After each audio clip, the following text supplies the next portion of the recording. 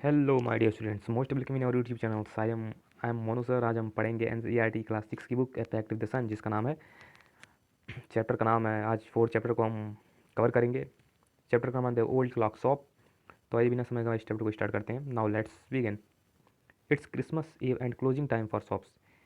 Christmas की पूर्व संध्या हो चुकी थी और दुकानें बंद करने का समय हो गया था। Ray's old clock shop still open. Ray's old clock shop is still open. Ray की पुरानी घड़ियों की दुकान अब तक खुली थी। Two shoppers call at this late hour. दो ग्राहक आखिरी क्षण में आते हैं। Christmas ewe arrived. क्रिसमस की पूर्व संध्या आ चुकी थी। At last minute. आखिरी क्षण में टू शॉपर्स सॉरी आखिरी क्षण में shoppers we are going to home. ग्राहक अपने अपने घर को चले गए थे, जा चुके थे, या जा रहे थे कह सकते हैं। Shoppers we are going to home, ग्राहक अपने घर को जा रहे थे। ए थिक वाइट सीट, यानी एक मोटी परत चादर ताने। Snow lay over Salt Lake USA. Snow lay over Salt Lake City USA. USA के साल्ट लेक सिटी में एक मोटी परत की चादर ताने हुए बर्फ से ढकी हुई थी। Yet the lights were still burning in the old clock shop. अब तक पुरानी घड़ियों की दुकान में लाइट जल रही थी। Ray's its old deep owner. Ray इसका बहरा मालिक था, यानी उसका मालिक रेज था। अब आइए आगे देखते हैं। Work on a clock he had sold that day, यानी उस घड़ी पर काम कर रहा था जिसने उसे उस दिन बेच दी। ठीक। वर्क ऑन ए क्लॉक, यानी उस घड़ी पर काम कर रहा था। He had sold that day, यानी उस दिन उसे बेच दी। हैविंग फिनिश्ड हिज वर्क, अपना काम समाप्त करने के बाद रे स्टूड अप, रे खड़ा हो गया। And was his way to back room when a cold rush of air from front door hit then back his neck, यानी उसकी गर्दन को छूते हुए सामने वाले दरवाजे से एक ठंडी हवा का झोंका आया और उसके बैक, यानी उसकी पीठ को और उसकी गर्दन को छूते हुए निकल गया। यानी बैक रूम से, उसके पीछे वाले कमरे से, यहाँ से देखिए, यानी बैक रूम के पीछे वाले कमरे से एक ठंडा हवा सामने वाले दरवाजे से, यानी सामने वाले दरवाजे से उसके पीछे वाले कमरे से आया और उसके बैक, पीठ और गर्दन को छूते हुए निकल गया, छू दिया कह सकते हैं। ठीक, आगे देखिए। He turn to meet a last minute to shoppers. He turn to meet a last minute shoppers. उसने मुड़कर आखिरी क्षण में ग्राहक से मिला। He turn to meet a last minute, यानी आखिरी क्षण में उसने ग्राहक से मिला। But his old wise eyes, लेकिन उसकी बूढ़ी आंखें, उसकी पुरानी आंखें, मतलब वो बूढ़ा हो चुका था। ये जो रेज हैं हमारे, ये रेज साहब हैं, ये बूढ़े चुके थे, तो इनकी जो ओल्ड वाइज आंखें थी, इनकी बुद्धिमान पुरानी आंखें जो थे, इनकी बुद्धिमान बूढ़ी जो आंखें थी, उनसे कह रही थी कि, टोल्ड हिम दैट, यानी उनसे कह रही थी कि दिस वाज नॉट शॉपर, यानी यह जो है ग्राहक नहीं था। यह अपने आप से कह रहे हैं कि यह ग्राहक नहीं दिखाई दे रहा था, यह ग्राहक नहीं था। उसके बाद क्या हुआ कि ही सा टू मैन, उसने दो आदमियों को देखा। वन इन हिज ट्वेंटीज, पहला वाला जो है 20 साल का लग रहा था। अदर क्लोजर टू 50, और दूसरा जो है 50 साल का लगभग आसपास था। द उसको देखिए, the younger man remained at the door, जो युवा था, यहाँ पर जो युवा है वो डोर पर ही है, दरवाजे पर ही खड़ा था। The older man approach the counter with no science of friendliness in his eyes, जो ओल्डर मैन था वह काउंटर की तरफ चला आ रहा था और उसकी आंखों में कोई मित्रवत मैत्रीपूर्ण भावना नहीं थी। ये जो बूढ़ा, जो बड़ा वाला आदमी था, वो काउंटर की तरफ चला आया, उसकी आंखों में कोई फ्रेंडलीनेस, कोई मैत्रीपूर्ण मित्रवत भावना नहीं थी उसकी आंखों में। Ray was able to hide his growing fear as he slowly pushed a note pad pencil across the counter. ठीक, अब क्या हुआ देखिए।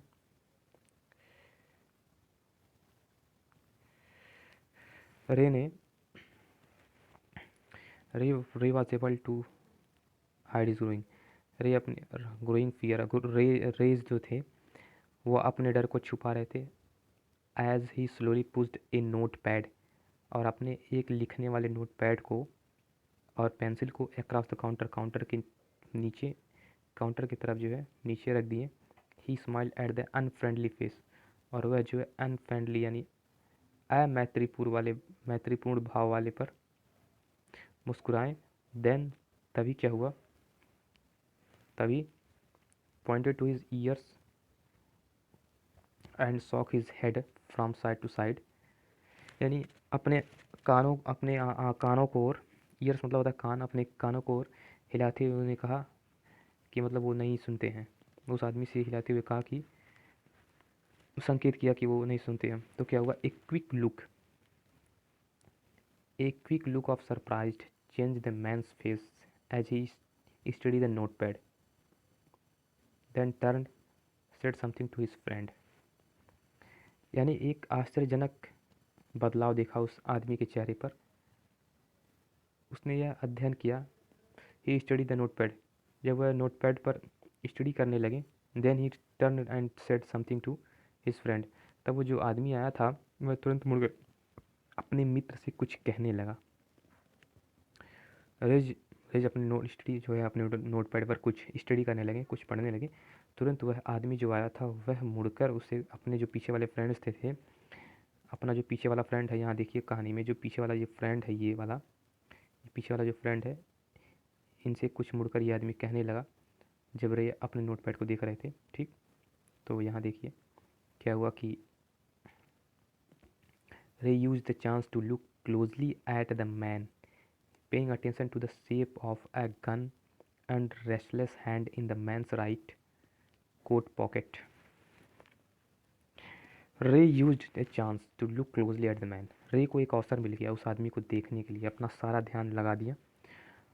Paying attention to the shape of a gun, shape of a gun, यानी देखा एक gun का आकार उसने देखा। कहाँ देखा, ए रेस्टलेस हैंड, यानी उसके उसके जो है हाथों में, यानी शाश्वत रूप से उसकी आंखों में देखा, सॉरी उनके हाथों में देखा। मैंस राइट कोट पॉकेट, यानी आदमी के दाहिने कोट के दाहिने तरफ में देखा, हाथों में उनके एक गन देखा उस आदमी को, जो 50 साल का आदमी उसके पास आया था।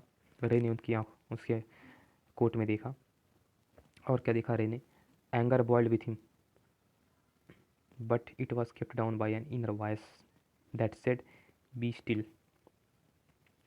एंगर बॉइल्ड विथ हिम, यानी ऐसा लग रहा था कि क्रोध जो है उबल रहा है उसके अंदर से। But it was kept down by inner voice, उसके अंदर से आवाज़ आ रही थी। इनर वॉइस का मतलब होता है अंदर से, उसके अंदर से आवाज़ आ रही थी। केप्ट डाउन, ये मानो उसके अंदर से आवाज़ आ रही है कि उसे कह रही हूँ कि बी स्टिल मतलब शांत रहो। रे के अंदर से आवाज़ आ रही है कि मतलब शांत रहिए, शांत रहिए। मतलब जब रे ने उसकी बंदूक को देख लिया था तो उनको लग रहा था कि कहीं कुछ ऐसा ना हो कि बंदूक दिखाकर हमें मार दे या कुछ कर दे। तो रे के अंदर से आवाज़ आ रही थी कि मतलब शांत रहिए, अपने आप से रे कह रहे हैं। He wrote on note pad, यानी रे ने नोट पैड पर लिख दिया। क्या लिखा था, मे आई हेल्प यू, मैं आपकी क्या मदद कर सकता हूँ। For first time the older man looked directly at रे एंड स्माइल्ड, पहली बार जब वह ओल्डर मैन जो था वह डायरेक्टली रे को देखा और हंसा, एक क्रूएल मोकिंग स्माइल, एक क्रूर एक क्रूरता भरी मुस्कुराहट के साथ। They both understood why he was there, अब जो दोनों आए थे वो ये समझ रहे थे कि वे वहाँ क्यों आए थे। Why his friend remained at the door, यानी उसका मित्र एक बाहर क्यों है। वे वह सोच रहे थे कि वे वहाँ क्यों गए थे और उसका जो दूसरा मित्र वो बाहर क्यों है। दे लुक्ड लाइक मैन, वे उस आदमी को वे आदमी को देख रहे थे। वो were down on their luck, यानी वे दे लुक्ड लाइक मैन, यानी वे उन दोनों को देख रहे थे। उन्होंने देखा कि उन आदमियों को कि लगता है कि ये बेचारे, इनका लक कितना ख़राब है। डाउन देयर लक का मतलब होता है ये कितना निराशापूर्ण है इनका जो लक है।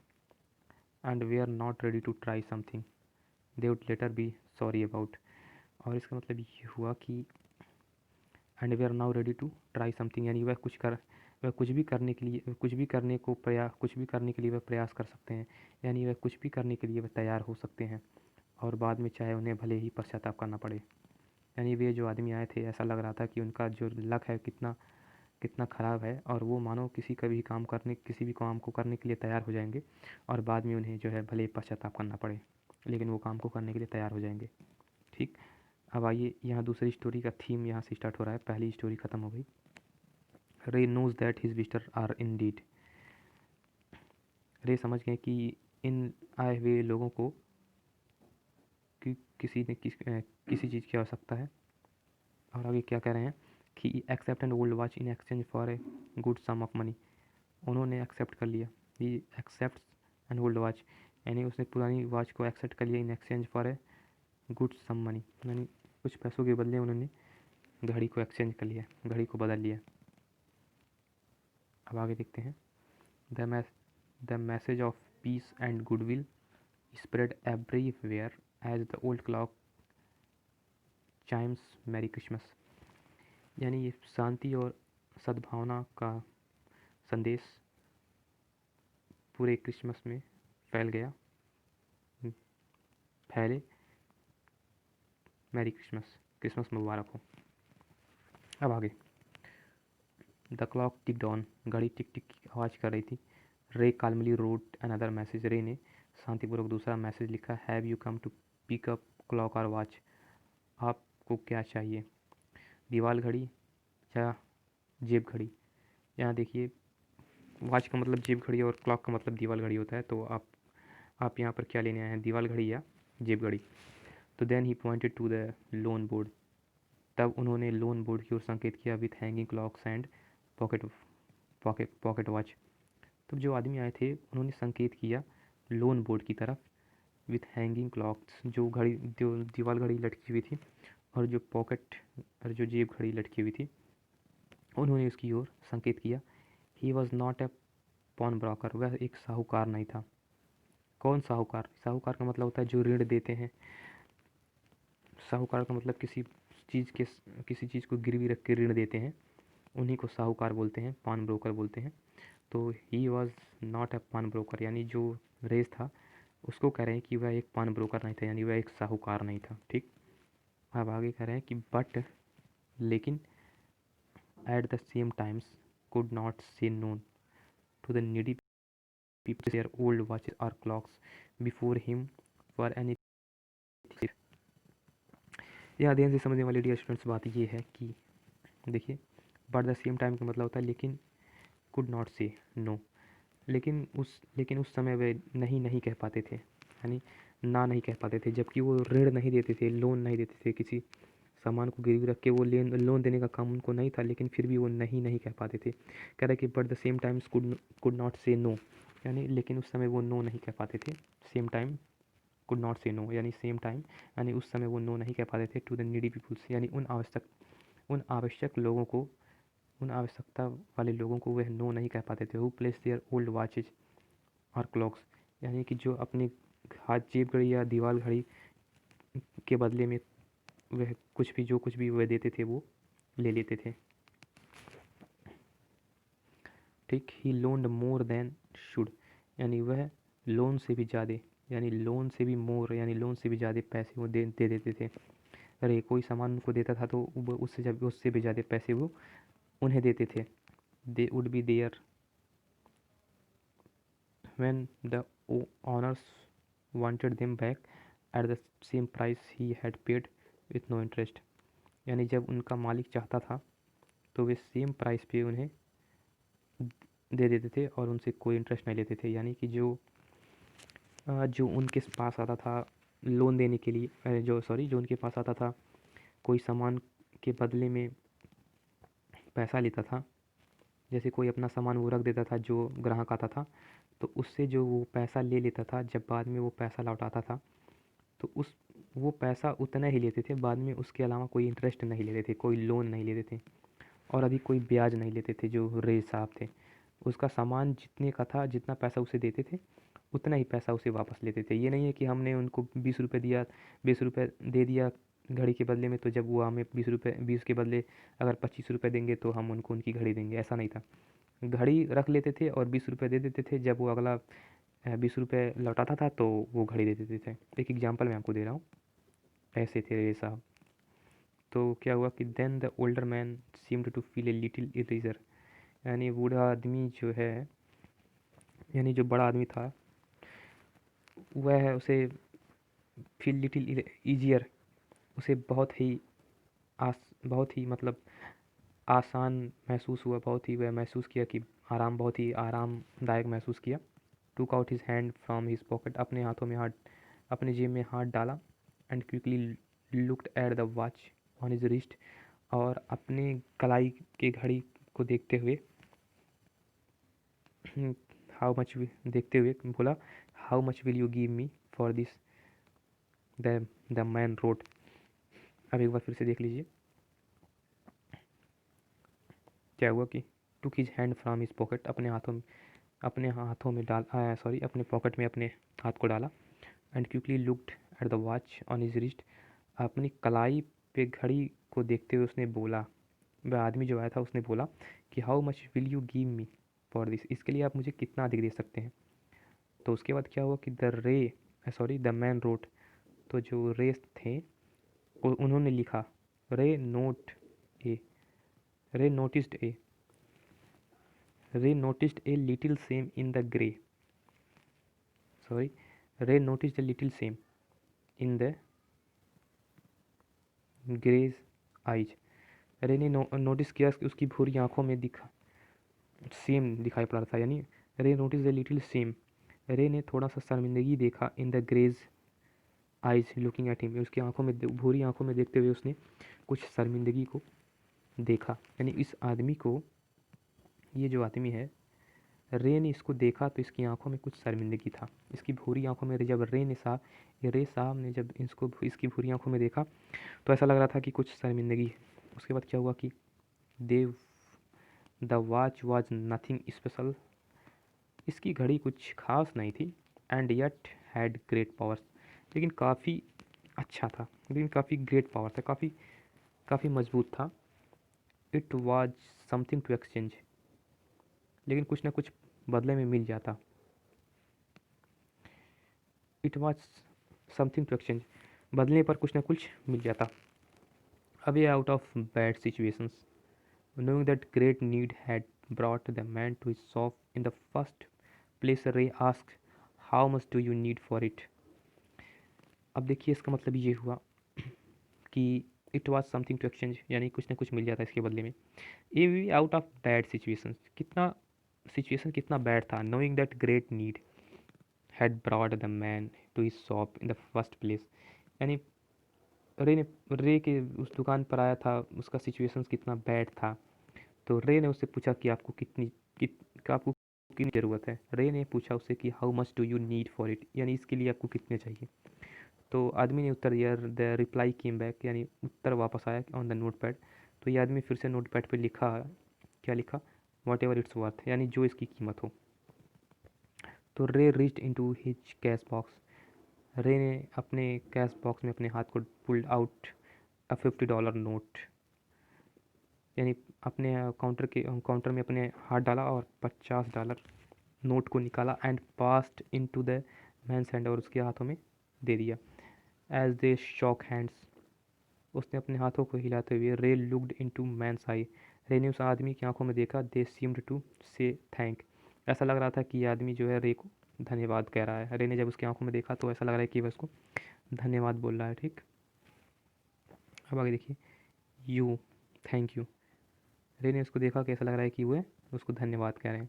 They both new watch was not worth that much, दोनों ये जानते थे, दोनों ये जानते थे कि वह घड़ी इतने रुपए की कीमत नहीं है, यानी इतनी की नहीं है। Before turning to leave the man wrote, I will be back to the pickup before turning the leave, यानी द मैन रोट, आदमी उस स्थान को छोड़ते हुए उसने लिखा, I will be back to the pickup it was as soon as I can, उसने लिखा कि जितनी जल्दी हो सके मैं वापस आऊँगा, और मैरी क्रिसमस, क्रिसमस आपको मुबारक हो। The little story ended on the half of hour, यह कहानी आधे घंटे तक चलकर समाप्त हो जाती है। With the clocks striking all together, सारी घड़ियाँ एक साथ जो है बजने लगती हैं। The time pieces which had been looking on silently all while rang out the times with such feelings that even Ray throughout he could hear them। देखिए यहाँ का मतलब देखिए, ध्यान से देखिए डियर स्टूडेंट्स, तभी आपको समझ में आएगा।